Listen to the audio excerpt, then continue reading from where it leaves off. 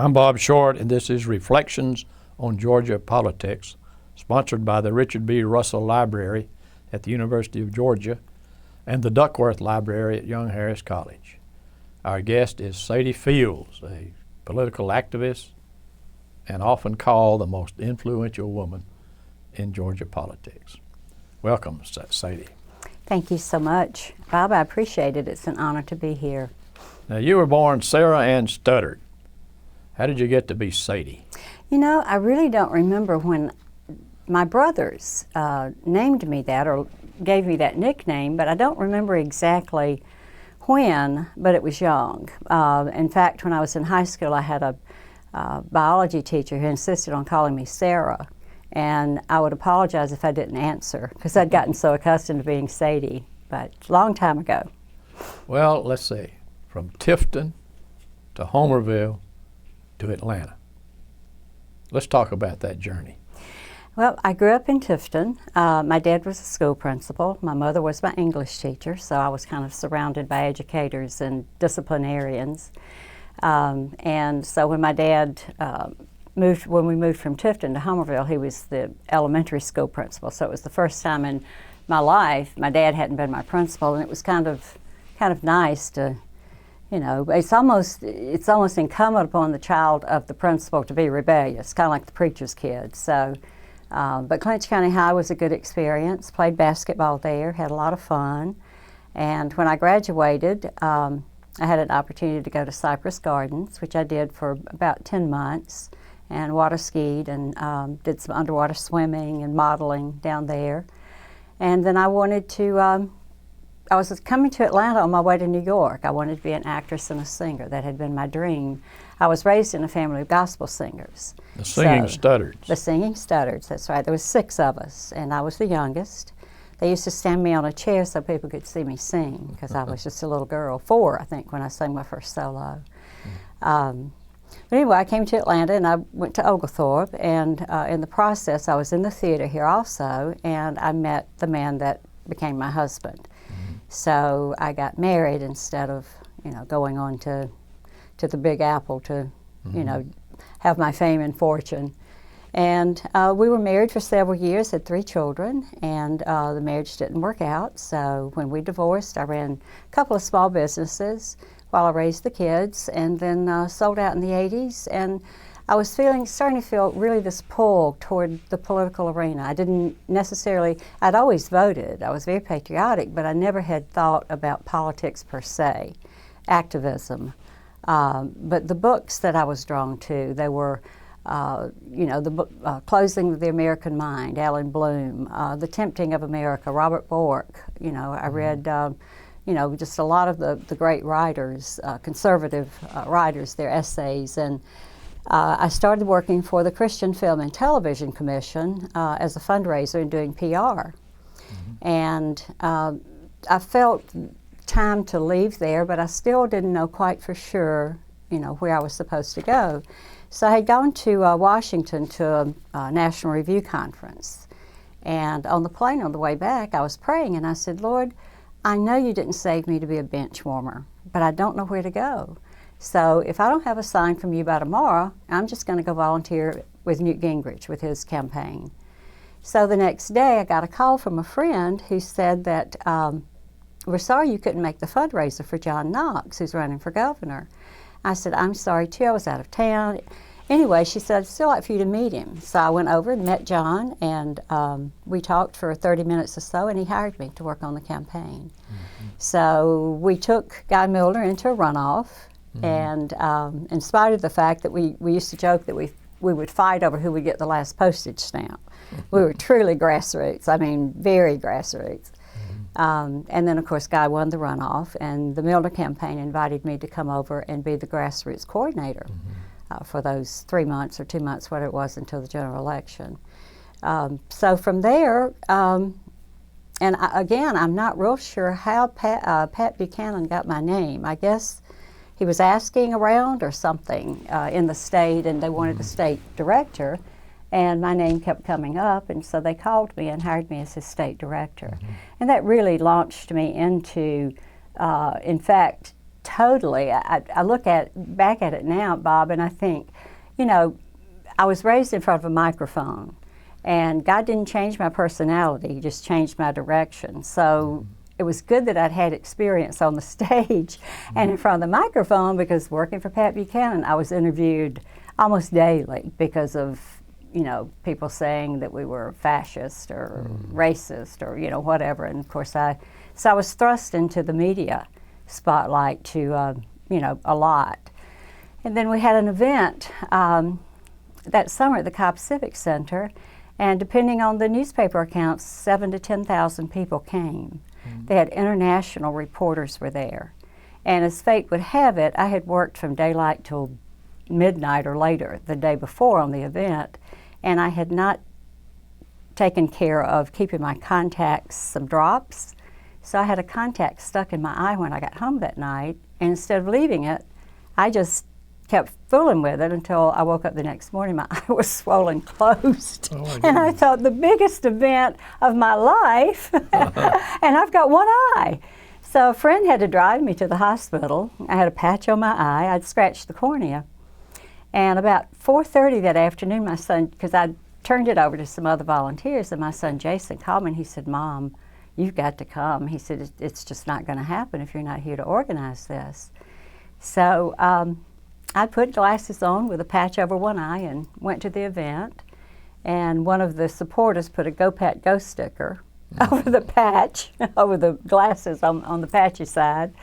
But that was an exciting, it was electrifying. And what was interesting, Bill Nygut, who was in a reporter, I think for Channel 2, he now heads up the Defamation League in Georgia. But he told me later, he said what was interesting was everybody, if there was an Alexander supporter there, you'd go, "Why are you supporting him?" And they'd go, "Well, you know, I like his plaid shirt. And I like the fact that he goes around in a pickup truck."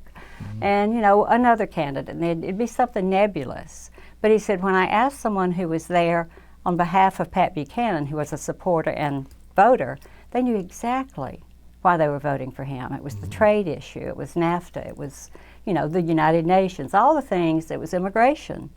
All the things in 1996 that he was talking about really resonated. So there was an exciting time, and then, you know, that came to an end, and I was working for American Vision Ministries as a fundraiser, and kind of waiting on Guy Millner. I knew he was going to get back in, you know, back in a race. But in the meantime, Jerry Keene, who was the state director of the Christian Coalition, called me. And he said, "Sadie," he said, "I've been looking for an ED and your name keeps coming up."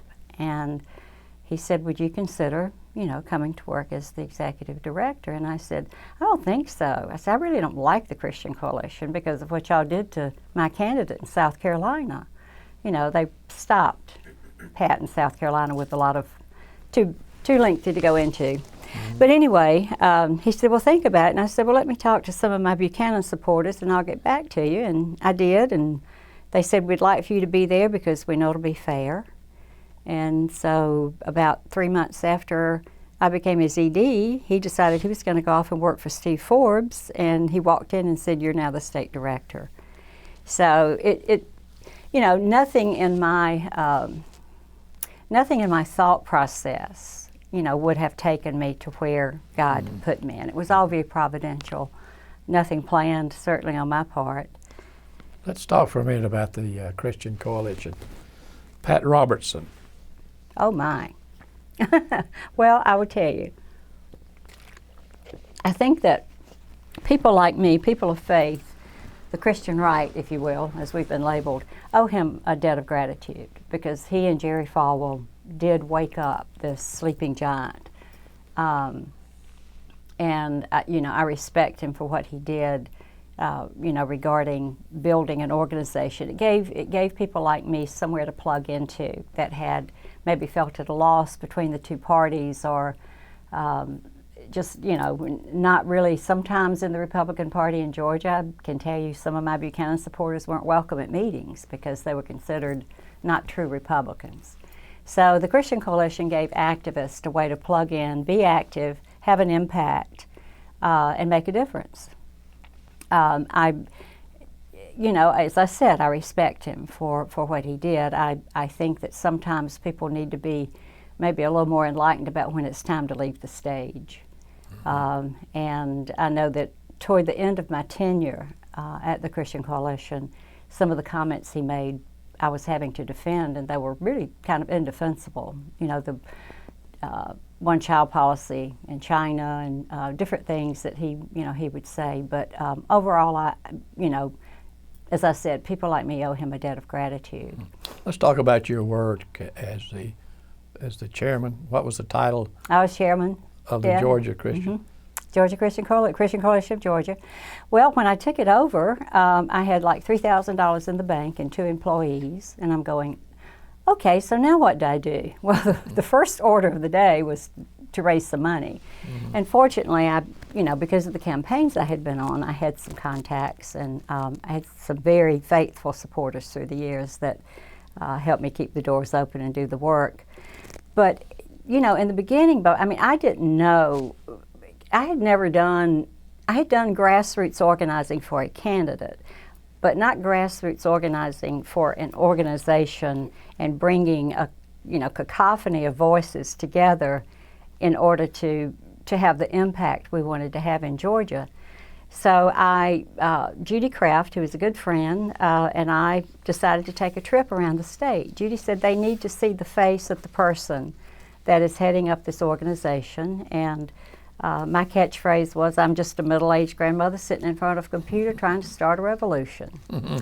And met some wonderful pastors around the state who became great allies on the behalf of our causes. I mean, I could pick up the phone, and in any county in Georgia, just about, I could call a pastor and go, I need you at the Capitol to help me on this issue. You need to come talk to your representative or your senator or the governor or whoever and help me on this issue. So we built it into, you know, and again, to God be the glory, but it all came together into such a wonderful opportunity, you know, to make a difference according to my beliefs, you know, and my worldview and those that I represented. Sadie, let's talk for a minute about religion and politics. What role do you think religion should play in public affairs? Well, I would tell you, Father John Newhouse, Richard John Newhouse, coined a phrase back in I think it was in the 70s, not real sure, but anyway, that the public square is not naked. I mean, if it's not my morality that's filling up the public square, it's going to be someone's morality. So the question becomes, you know, whose morality do you believe is best for the country, best for your state, best for the people as a whole? There is no neutrality. There's always, where there's a vacuum, something is going to fill it. So the role that the Christian Coalition played in Georgia was helping to fill that vacuum with the Christian activist and the Christian voter. And I believe it was, not only did it engage the people of God, because, you know, government's the third institution that was ordained by God. You know, there was the family, the church, and government. So for us to not look after the third institution, to disengage because we thought it was unsightly or unseemly or we weren't supposed to, is to me ludicrous, because as I said, there's always going to be a vacuum, or if there's a vacuum, something's always going to fill it. So I thought it was crucial that, you know, by this time it was 1998 after we'd made the run of the state. And I will tell you, when we first started under my leadership doing voter guides and scorecards not so much, but the voter guides, we'd kind of scattershoot. You know, I mean, there were so many targets that, you know, we didn't know, at that time, I didn't know how to really zero in on, okay, we're going to focus on 5 candidates or 5 people that we believe voted wrong, and we're going to expose them on the score, you know, on the voter guide that went into the churches and community centers around the state. We used to distribute like 1.5 million voter guides. It was amazing. And so once we got smarter and we started targeting a particular House district or a particular Senate district, and by targeting I mean taking that candidate's votes, if they were in a primary, obviously, and contrasting them. We sent out questionnaires and about issues that were important to the family and to the Christian, and depending on how they answered, we reflect those responses on the voter guide. And in the beginning, it didn't occur to me, okay, they're going to tell you what you want to hear, but that's not necessarily how they're going to vote. So what we started doing was pulling votes. I was at the Capitol, especially when there were issues. Well, all the issues to me have an underlying morality, whether it's taxes, schools, education. It all has someone's, basic philosophy. But if they would respond in a certain way on the questionnaire, I would put candidate responded yes to a certain question. However, in the 1998 legislative session, he voted no on House Bill blah, blah, blah, blah, blah, which was contradictory to his response. So we started kind of exposing the hypocrisy. And I remember at one point in time, the first year I did the scorecard after I took over, one of the Democrat senators, we had a press conference at the Capitol to put it out there, and one of the Democrat senators was quoted as saying, well, the far right's back in charge of the Christian coalition. And the reporter said, so what do you have to say about that, Sadie? And I said, well, if he doesn't like his score, he needs to change his vote. That's simple. Yeah. But it was a real learning curve, and like I said, once I learned how to, with the help of good volunteers who were, savvy, to target in specific areas and expose the hypocrisy of the responses, compared to the vote, then we started making real inroads into taking over the House and the Senate and eventually the governor. Let's talk for a minute about your major issues that you faced while you were with the coalition in Georgia. You're talking about the legislative issues? Yes. We had Sunday sales, which, now, it was interesting because when I was opposing it, on behalf of the pastors I represented, which essentially the Southern Baptist pastors were the ones that really, really helped me. I had a press conference with some pastors and liquor store owners, because the liquor store owners didn't want it either. So it was things, it was exciting because you brought together such, people who didn't think they had a thing in common. All of a sudden they find they have this in common, and they, both want to stand against it or for it, whichever the case may be. But we had that. We had the immigration bill, which we worked on because I believe that we are sunk if we allow people not to abide by the rule of law. It's nothing to do with immigration if they come here legally, because we're all immigrants at some point in time, but don't walk across the border illegally and expect to have the benefits of those who waited in line. So we opposed that. And of course the marriage amendment in 2004 was probably the biggest issue that I faced while I was there, because there was a lot of personal, personal pieces to that, because I have a daughter who has chosen to live, in a lesbian lifestyle.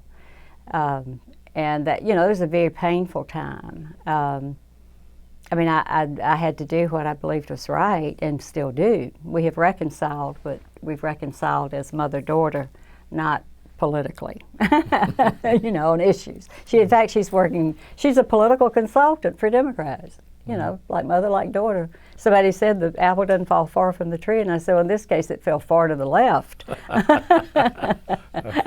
But, that was a very, because what I always tried to remember, Bob, no matter what issue I was addressing, and that one in particular, because it was there's a human face on behind every issue, and Alan Thornell was the director of the Georgia Equality Project at the time, And I remember one day getting off the elevator, and he was standing there talking to some people, and I walked over and held out my hand and shook it, and I said, "How are you, Alan?" He said, "I'm fine. Sadie, how are you doing?"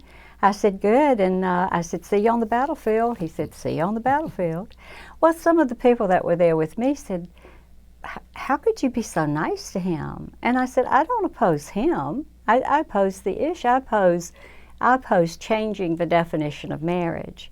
Alan Thornell was a gentleman. He treated me far nicer sometimes than some of the people on my side did. But that was one of the critical issues. If all the voter guides and scorecards hadn't been in my attic, I'd have brought you some so you could have seen what we did. But there were lots of issues, that we tackled, and it was always to come down on the side of our convictions, and I had a lobbyist tell me one time on the Sunday sales, he said, Sadie, he said, he called me one morning, he's on his way to the Capitol, and he said, "I just want you to know that someone yesterday looked me in the eye and flat out lied to me about," it was the legislator, "about what they were going to do on this issue." And he said, "Agree or disagree," he said, "you've never lied to me. If you're for it, you're for it. If you're against it, you're against it." And I said, "Yeah, that's pretty much it. Pretty straightforward." What caused you to leave the coalition? Well, we changed our name in, I think that was 2006. And the reason for that was because, one of the other things that we did that was very exciting, which I think we did that that was the Christian Coalition, was we did the first judicial questionnaire. Mm-hmm. Jim Kelly, an attorney friend of mine, and we worked with Jim Bopp, who is an attorney on the national scene for Right to Life, et cetera, had written a questionnaire. So we were the first organization to send out questionnaires to judicial candidates, which was interesting. The reasons they didn't want to respond, kind of thing. But so that was, to me, that was noteworthy. But the National Coalition had started drifting away from what I had signed on for, its core beliefs. They were for raising the minimum wage. They were for, what was it called, net neutrality. And just some things that, were starting to slide.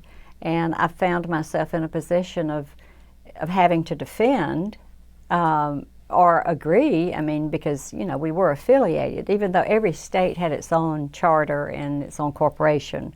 But anytime someone on the national scene spoke about something having to do with the issues, then it reverberated down to the states. So my board and I decided we just changed the name. The mission stayed the same, and it was interesting enough. All of my donors, supporters, volunteers, everybody, all we did was change the name. Nothing else changed. And, Judy Kraft had built a name for herself with me, working together, and some other friends had, and the course was the people, the money, and the pastors. They followed the people. It didn't matter what the name was; it was what we represented. So that was why we changed the name. What is the status of your organization today? It is there. No one's come forward really to take it over. And it's, I've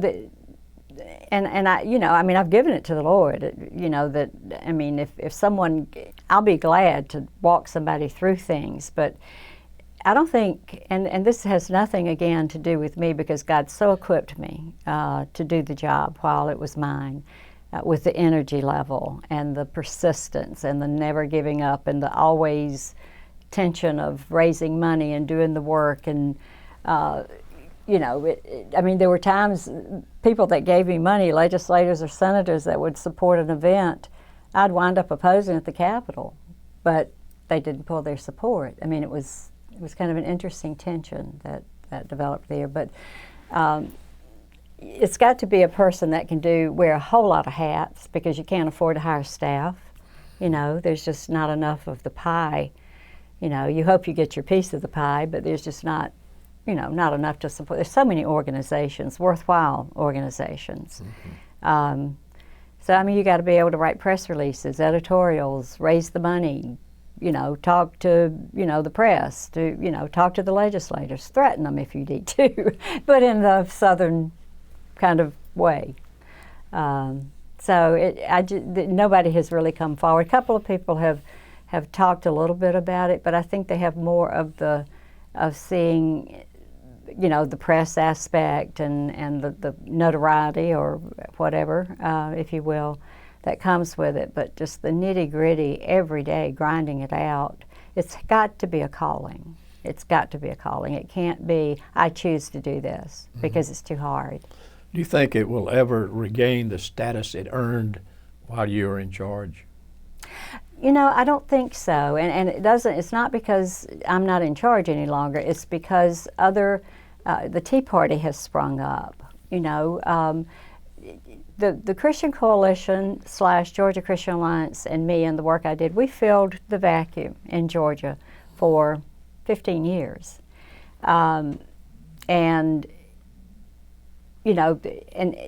spoke at a lot of the Tea Party events. We're very much in step, with the Tea Party people. But I think I know for me, I'll speak personally, I can't say what God has maybe for the organization, but even on the national level, I think it's an organization whose time has come and has gone.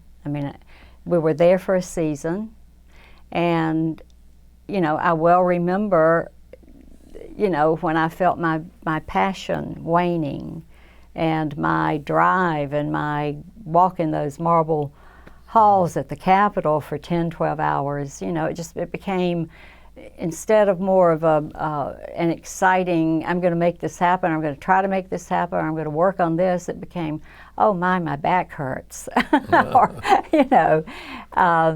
And to me, like I said, it has to be a calling. I was called to do it. I did not ever seek it out. It was very in other people's hands. God used them as instruments to put me where I was. But when the passion starts to wane, then for me, I knew that my calling to do that was over or was ending. Mm-hmm. Let's talk about the Tea Party. What do you think the future holds for the Tea Party?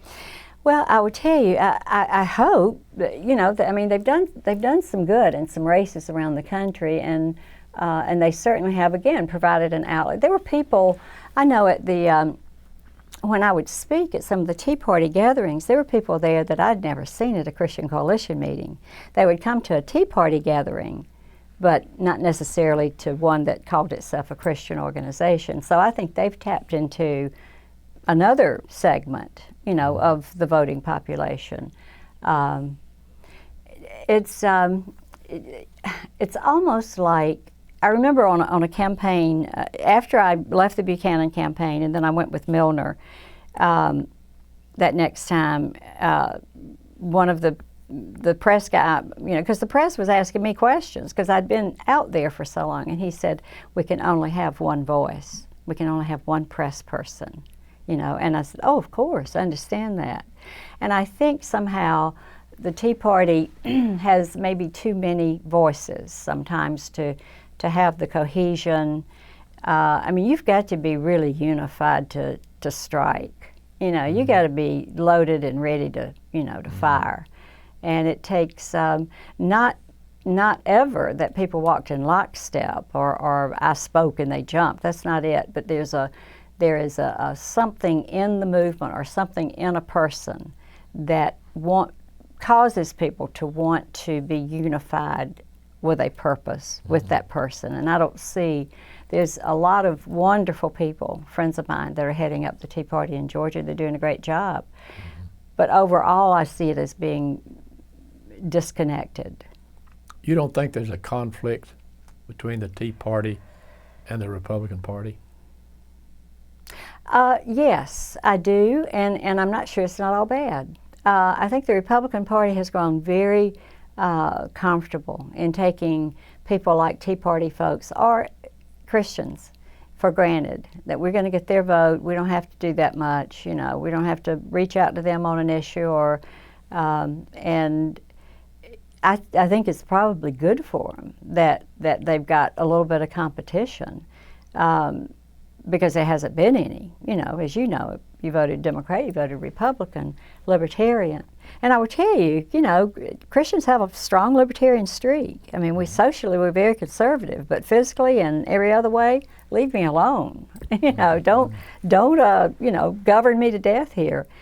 But I think it's been good for the Republican Party. It's interesting how they don't seem to. They take notice when they lose a race to a Tea Party candidate, but they haven't learned, and it's to their detriment. They haven't learned how to bring those people more into the party, and in order to do that, they would have to change some of their talking. Bob Dole, it was his turn. So, we called him Dole. And then John McCain. You can't inspire people if you have this party hierarchy that says it's his turn, or we're going to anoint this one, or we're not going to be for that one. Primaries should be fought out by the grassroots. They should not be dictated to by a hierarchy. And I think the Tea Party, I think it's been good for the Republican Party. They have to go, wow, wait a minute now. We may need these folks, so let's be a little more welcoming. Let's talk for a minute about the involving Republican Party in Georgia. That 20 years ago was, I need to go back further than that, but many years ago was just non-existent. And through the years, they developed the party into a very prominent, strong, well-financed organization. Were you involved in any of that? Oh, I think so. And again, at the risk of sounding immodest, it was the position I was in. But yeah, we were definitely, the people that worked with me, the volunteers, the pastors, the ones who helped to get out all those voter guides, definitely were instrumental in turning the state. There's no doubt in my mind about that. We were all, I remember when I went to work for John Knox, my oldest brother Bob, who lives in Montezuma Common, he said, Sadie, our daddy's going to turn over in his grave. You working for a Republican. And I said, no, Bob, I think our daddy would turn over in his grave if he saw what the Democrat Party had become. So yeah, there are a lot of factors. It's kind of like the perfect storm, so many things happening on the national level that didn't resonate with the states, especially southern states. The Democrats weren't representing issues and taking stands that, my daddy was as conservative as the day is long. He would, and if you listen to a speech by Hubert Humphrey, you'd think he was a conservative Republican. But the party just drifted so far away from the basic principles that had made the Democrat Party what it was, that, like I said, it was the perfect storm. They were in demise, and the Christian right was moving up, and the Southern Democrats, who, we like our God and our guns, and we go to church, they found another way to go. Now, local races still, because people know, oh, he's Butch, he's the sheriff, I know him, my daughter goes to school with his kid. There's that connection. But when you get to the state level, you're not that connected to the candidate. So I think it was just, it was a time in history when everything came together. We had, I think it started, like you have to go back longer than 20 years, how the country started leaning left. But the 60s was truly a paradigm shift. It was the era of sex, drugs, rock and roll, and there's always been a counterculture, but those who usually kicked against the prevailing culture at some point in time assimilated. Well, this group of people didn't assimilate. The Bill Clintons, the Bill Ayers, people that came out of these universities, who were, as Bork said in his book, The Tempting of America. He said, I knew the country was really in trouble when I'm walking back to my apartment on campus, and they're burning books in front of the library, the Yale campus. You know, so these people stayed counterculture, and to some degree, the counterculture today controls the national message, the voice, and I think that's what you know. I know that that's what people like me just abhor, because all you have to do, Bob, is look at how far our country has fallen just in the last, say, 40 years, say since the 60s. You know, we are not the country that I grew up in. And I'm not, you know, I made that comment one time, and of course Cynthia Tucker immediately turned it into a racist comment. Oh, of course we're not the country you grew up in, you know. We have, you know, separate water fountains and this and that and the other, and that wasn't what I meant at all. I was talking about the philosophy of the country. I was talking about the direction, the progressive tax structure. I mean, there's just so much that's wrong. Even down at the state capitol, sometimes I would think, oh, we just put that fire out and another one's burning over here. And it can be overwhelming, you know, if you look at the big picture of where we are as opposed to where we were, the good parts of where we were and who we were. It's very frightening. It's scary to think that my grandchildren may just inherit the wind. You know, I mean, we've got, you know, a $18 trillion debt. We've got almost 50% of the country living off some sort of government-sponsored program. A nation cannot survive. You know, it's tilting, and I don't know if that's getting too philosophical or too whatever. But I think that there is an element in this country that does not love its traditions, that does not respect its Constitution, that wants to turn it into more of an international country, which we are to some degree. Atlanta certainly is an international city now, but as far as the assimilating, immigrants that used to come here assimilated. Immigrants that come here today don't assimilate. They keep their own culture, and they expect you to, they can wear burqas and they can pray 3 times a day, but don't mention Jesus Christ. You know, it's just it's a very difficult time, very difficult time. Back to 2004, when the Republicans took over the state capitol. Are we better off today because of that? In some respects, I think so, but I will tell you, honestly, you know, it was a disappointment that we didn't get more things done that you would have thought that you would get when you had the governor, you know, the legislature and the Senate. I mean, the House and the Senate. You know, I've made the comment before that Republicans don't like power when the Democrats are in control, but when they're in control, they love that power, and tend to kind of go their own way, and sometimes forget who brought them to the dance.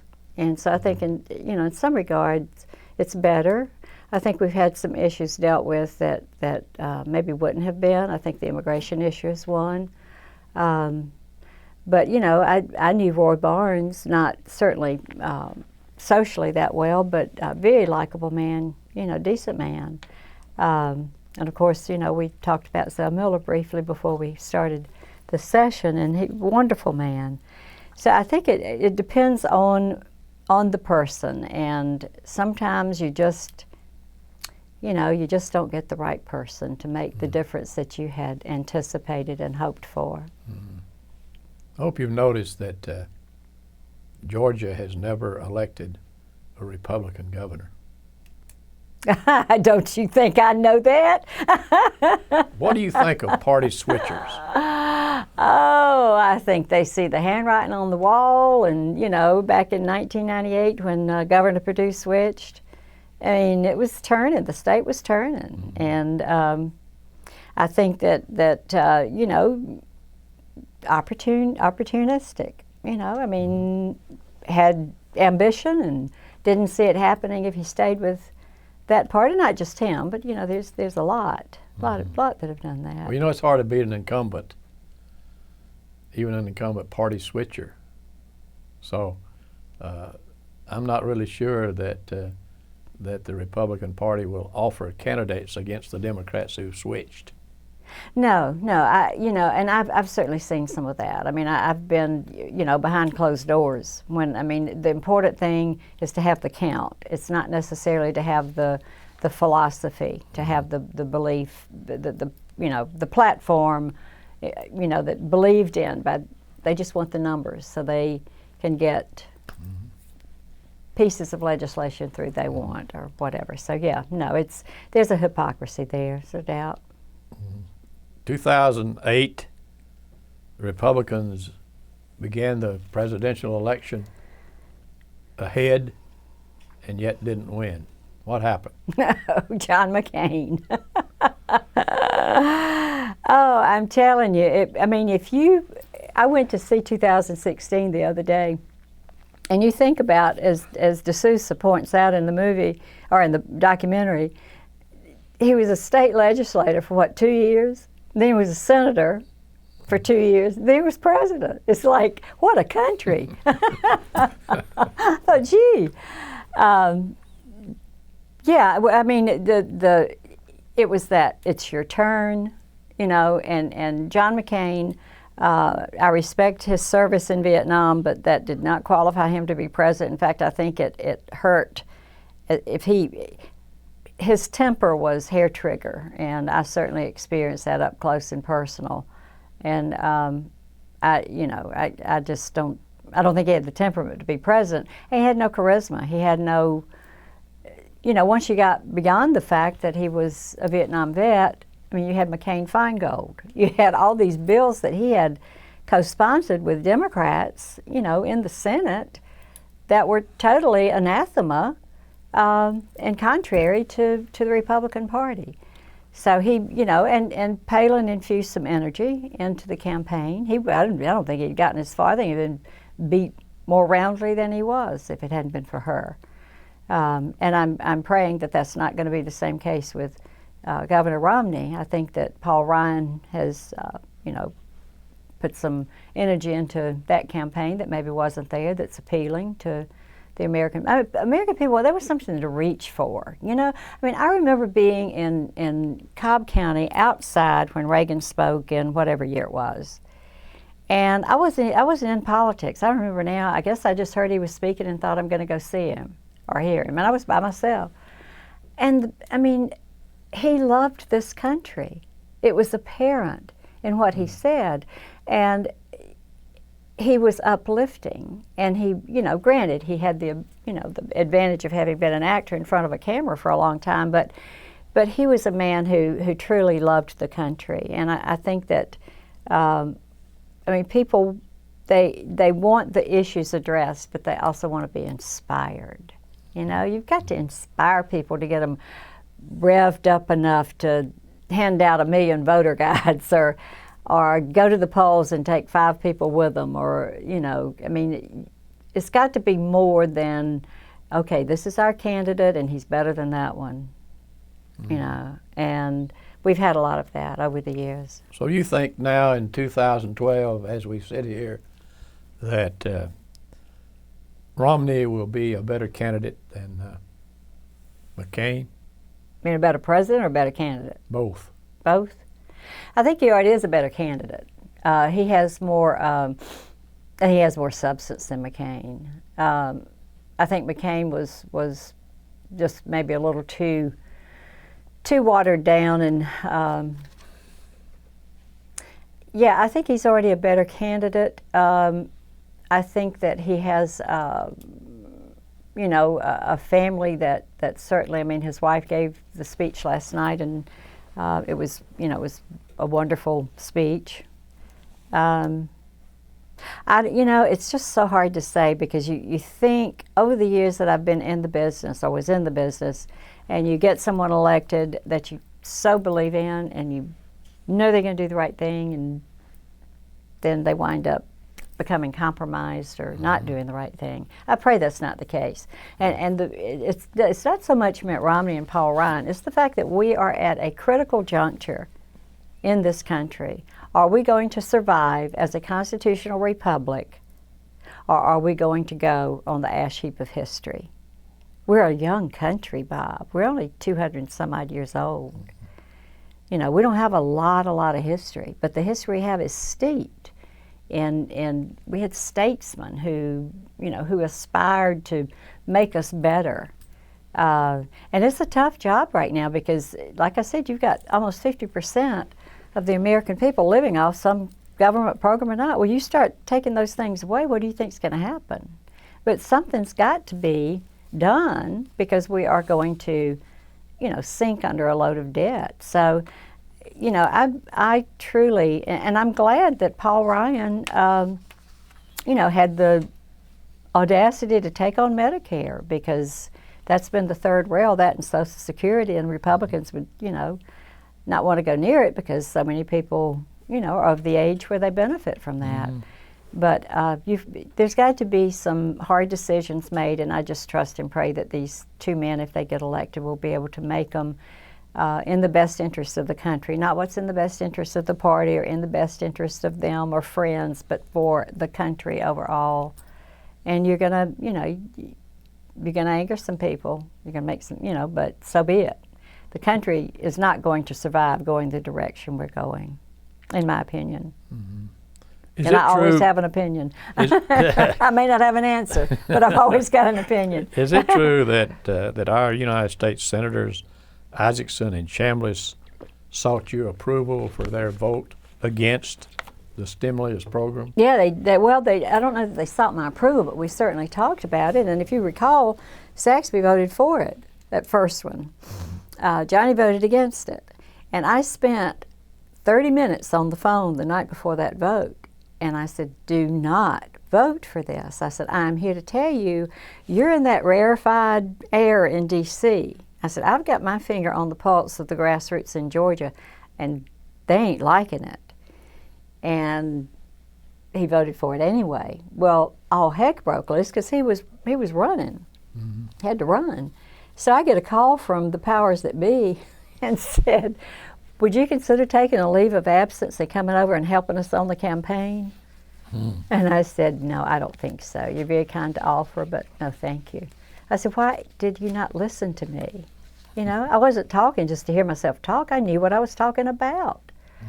But yeah, I've had a very good working relationship with, you know, with Senator Isaacson and Chambliss. Probably Johnny more than Saxby, actually. Somehow we kind of developed into more of a friendship, you know, as opposed to being just political kind of thing. So he's a very likable Southern gentleman. Well, you met a lot of people. In my life and time. You have. Let's talk about some of them. Who stands out most in your memory? Good, bad, or indifferent? Either. Either or? Well, I would tell you, Lester Maddox impressed me. I was not involved when he was governor, but I certainly remember the bicycle riding and, you know, all the antics he pulled and et cetera. But he's one of the few men that left office that didn't enrich himself at the expense of the office. If you look at the bank balance of before and then after for most of them. But I was invited to speak at Confederate Veterans, what is the society? Yeah, it was their annual banquet. And I spoke, but Lester Maddox, Governor Maddox, was the keynote speaker.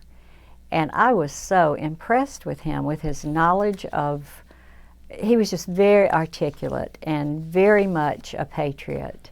And I thought, this is the man who has been so maligned by the press, who, you know, loves to hate. He certainly stands out. Pat Buchanan, goodness, was he ever dealt a raw hand by the press and by the party, the powers that be. When we came out of New Hampshire, you know, he won New Hampshire, we come out of Iowa, I saw him on television the next morning on one of the talk shows, and he had the gravity of like, oh my gosh, I could win this thing. I mean, it had kind of hit him, and it also at the same time it hit the Republican Party. We've got to stop this man. And they did a great disservice to him and to the country. Very smart man, prophetic in some of the things he said. 96, he was saying, if we don't secure the borders in 10 years, it'll be too late. We're still having that same argument. Many things about him were certainly noteworthy. Rudy Giuliani, surprisingly, funny how that happened.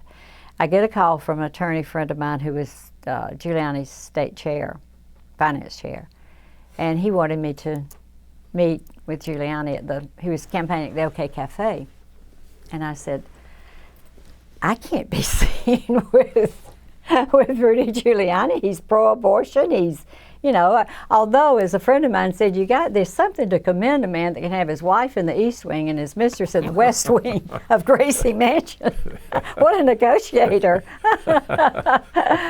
Oh, but anyway, I said, well, certainly I would. I mean, you don't ever turn down an opportunity to meet with someone because you hope that, you say something that it doesn't matter who they are. So I go over to the OK Cafe parking lot. Well, I think what they had kind of wanted was for me to be out of the car while he was campaigning, and it would have given the appearance that I was campaigning with the governor. So I said, no, I'm going to sit in my car.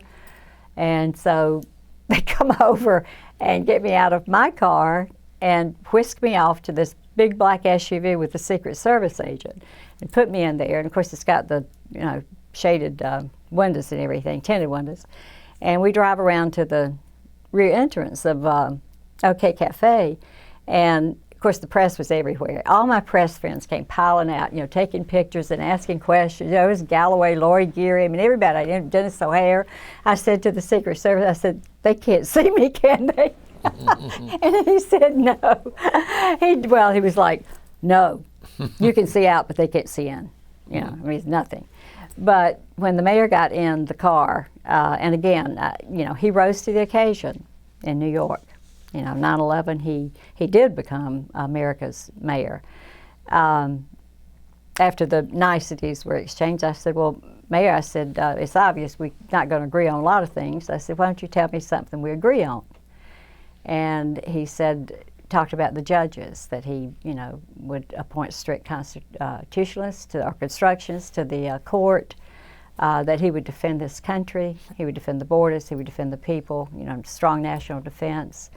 But he never tried to play me. He was forthright, he was honest. We're going to differ on this, but I hope you can support me on that, Whereas other candidates have said things that were more pandering, and you pick up on that, after a while, that they just don't mean a word they're saying, they're just saying it. But he was a very impressive man. I was pleasantly surprised that I actually liked him because, we were so opposed on issues that are critical, to me and my worldview.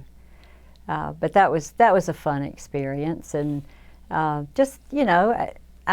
met them all. I mean, I remember telling Truett Moss up in North Georgia when I was working for Buchanan, and Lamar Alexander was running, and Lamar, after he dropped out, I told him, I said, I expect you to support Buchanan up there. And I said, and if we called him Lame R, I said, if Lame R tries to get over the border, I want you to take a baseball bat to his knees. So, and then Bob Dole, I met him. He was, he was Senator Dole. Again, you admire someone for their service to their country, but he didn't have a thing to commend him to me. I mean, his legislative record was pitiful in what he had sponsored and voted for. And here we're expected to fall in behind him, which to some degree you do, because I think it's getting more, though, Bob, I hope it is, to the point where we want somebody to vote for. not just somebody to vote against. You know, hope that's the case. You mentioned Zell Miller. Oh yes, but just, you know, as fond as one can be of you know, not being his wife or child or grandchild or close friend, I'm very fond of the governor. He just an incredible man. He was a good governor. We differed on the lottery. I remember fighting him on that.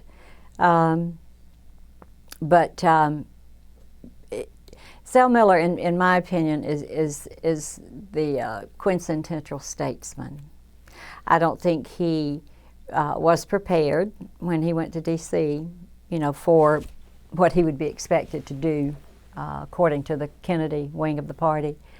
But he did not betray his principles. He did not betray his convictions. He stood fast. He voted with them if they were right. He voted against them if they were wrong, and let the chips fall where they would.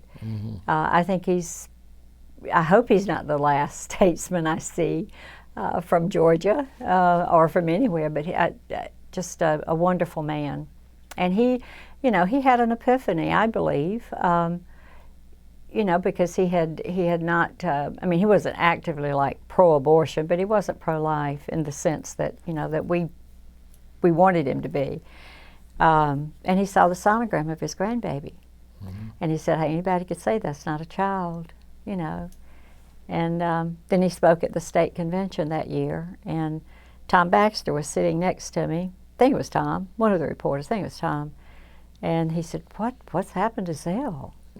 And I said, he's had an epiphany. He's seen the face of God. And I really believe that. I mean, and, you know, he was very gracious to me about issues that we had differed on, that he had come around to believing, you know, was the right stand, that I had taken the right stand, and that he wished he had been with me. But wonderful man. Have you ever thought of running for public office? Oh, heavens, no. Well, you know, I would tell you, I have been asked more than once, and that's not, again, that's just because I was out there. And, you know, years ago, they had so few women, I guess, that were political and could, you know, put a sentence together. I'm not sure. But, no, I never felt that was my calling. I believed that my calling was to stand beside or behind a good candidate. You know, I've just not felt that tug to, you know, to do that, or that leading. And, you know, you think about the actual, I mean, Lord knows I was at the Capitol enough, but those legislators, they're down there at 6 o'clock in the morning and get home at 1 or 2 in the morning. They're back down there again, and, you know, it takes a real strong commitment to, you know, to do that and do it right. But no, I mean, you know, I was asked to run one of the congressional seats. I forget now. People came to me and wanted me to run, and I said, well, let me tell you what my platform would be. And I spouted off 2 or 3 things. And half in jest, but half not. And they said, well, you know, you have to give me about 5 or 10 minutes to see if I can defend that. But I think my calling was to be behind the scenes, you know, as far as being a candidate. Sadie, is it true that as a pretty young lady, you once turned down a date with Paul McCartney? Fool that I was, I did. It was 1964, and the Beatles were taking their tour, their first tour of the country, and my husband wasn't married at the time to him, but he was in business with Frank Clout, and Clout's he was a caterer in the city, pretty prominent, and he had been asked to cater the behind the stage. They always put out a buffet and food and drink and everything. And so I went and tended bar. And McCartney came over to get a drink, and he said, sure would like for you to go with me to that party after the bar. I forget, you know, I mean, he didn't say it with a Southern accent. Maybe that's what turned me off. Maybe if he'd had a Southern accent, I'd have gone. No, but I was, you know, I was very much in love with the man that was going to become my husband at the time. And, and I remember Joe saying to me later, "Why didn't you go?" And then 10 years later, I said, "Why didn't I go?" I could have been living in a castle in Scotland. Well, looking back, Sadie, over your long career, what do you think was your biggest accomplishment?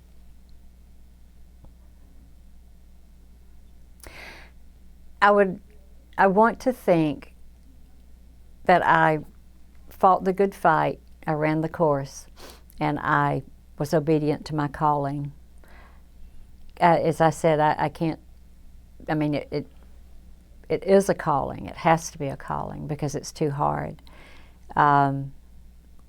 That I honored God, in what I did, even when I was, on the opposite side of an issue. I always, as I said, I always tried to, I was no pushover.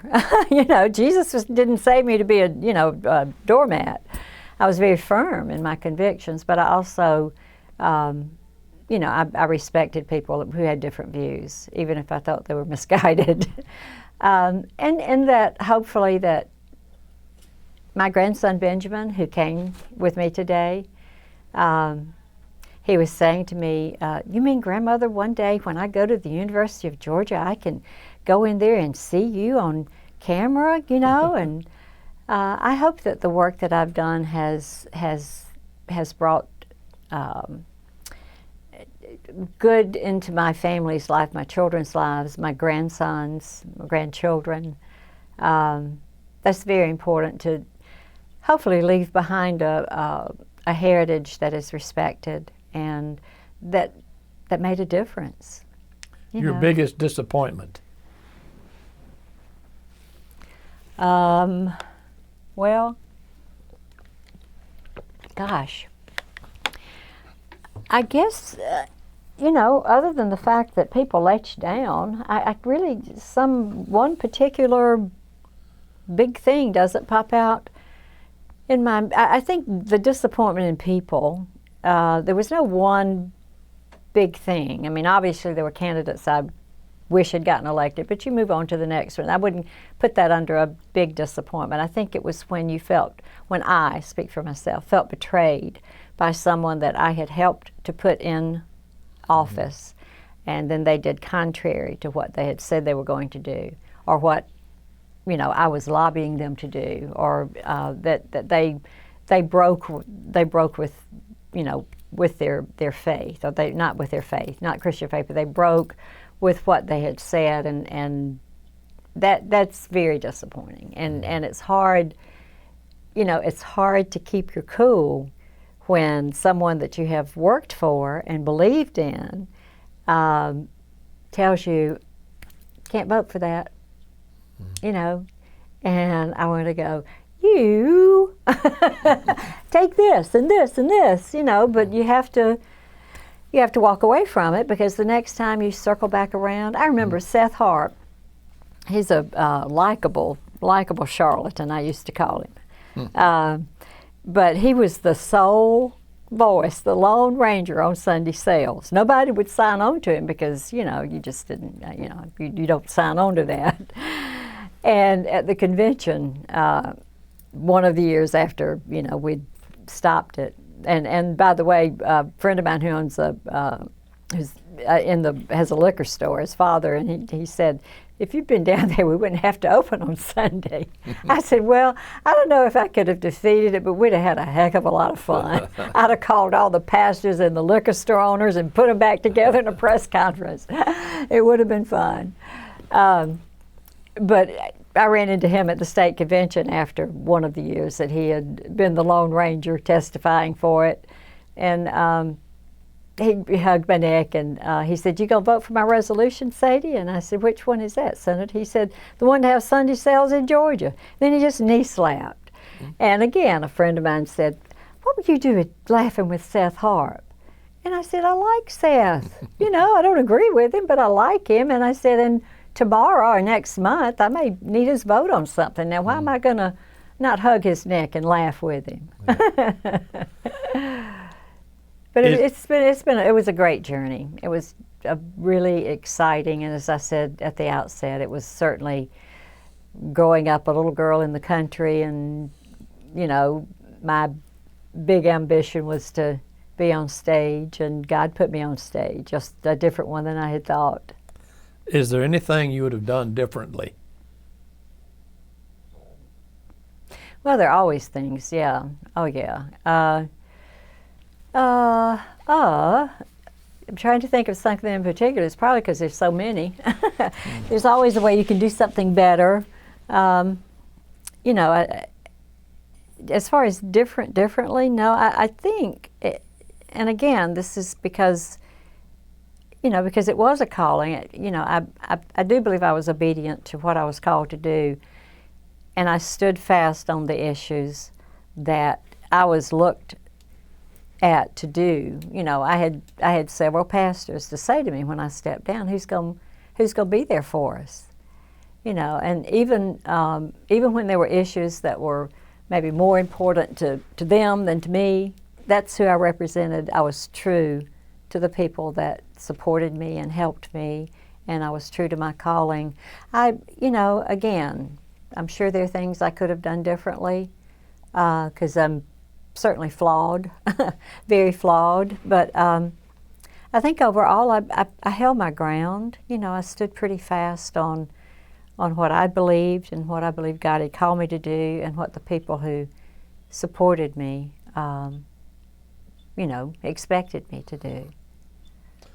Well, you've had a wonderful career. Thank you. It has been. It's been a lot of fun. I want to thank you very much for being with us today. Well, I appreciate it. It is an honor to be here with you, Bob. I appreciate it so much. Thank you.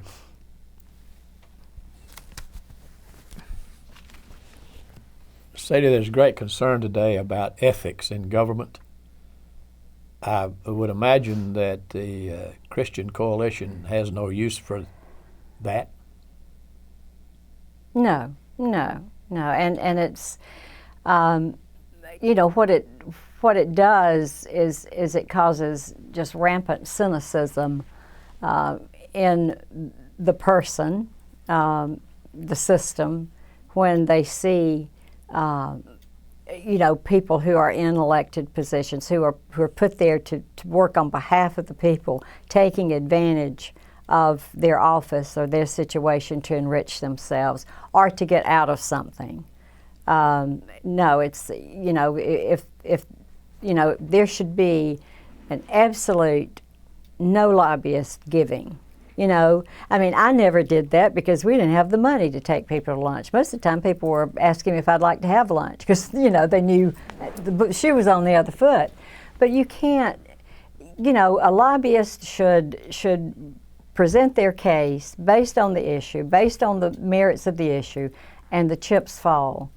Should not ever play into it that they take someone on a jaunt to Europe, or they take someone, to play golf at some resort and spend $3,000, $4,000, $5,000 or more dollars on them. There should be a total ban on lobbyist giving.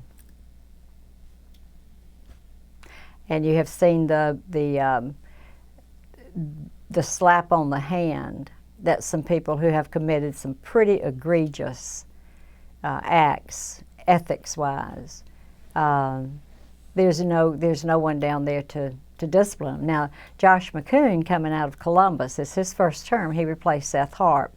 Fine young man. I met with him when he was deciding to run, and he is holding the line. He's not happy with the slap on the hand that Senator Balfour got, because of some of his shenanigans. And he's, in fact, I sent him an email the other day after I saw a quote in the paper. They fined Don, I think, $500, and he had to, fined him $5,000, and he had to repay $300 or something, out of padding his expense account and all the things that he did, or that it was reported that he did. And Josh had some comment, I forget now verbatim what he said, but I shot him an email and I said, I liked you before and I like you even more now. I said, you stick to that. We have got to get back to an ethical, level playing field. You know, if you've got a lobbyist that's going to spend $10,000 on you, now don't tell me he's not expecting something when his bill comes up in committee. Mm-hmm. You know, that is not the way government should be run. And it's an absolute, you know, it's like spitting in the face of regular folks. Do we need stronger laws or better enforcement, or both? Probably a combination. We need better people that won't take advantage of things. You know, the lack of statesmen is, you know, there's a dearth. But yeah, I mean, they don't enforce what's on the books. You know, and it might not have gotten to this point, you know, this more extreme point of people getting away with it for so many years, and it just becomes a way of life, and you just keep doing it, there's no repercussion, you know, there's no discipline. And I even said that to someone about the bill. I said, when is the Senate, when is one of the bodies, when are they going to discipline their members? You know, when are the leaders of the Senate, but they can't do it, some of them, because they're too busy doing the same darn thing. And it's the same in the House. You know, it's very sad, because it warps how government works. Things that get passed or come out of committee probably never should be, but it's because of well, we just took you to Scotland on a golfing trip, and you know, I really would like to have this bill come out and go to the floor for a vote, and you know, I mean, it not only is it corrupt, it corrupts the system, but it also hurts the people, because they see it happening, and they have to think to themselves, I don't have that kind of voice, I don't have that kind of influence, because I don't have that kind of money. Mm-hmm.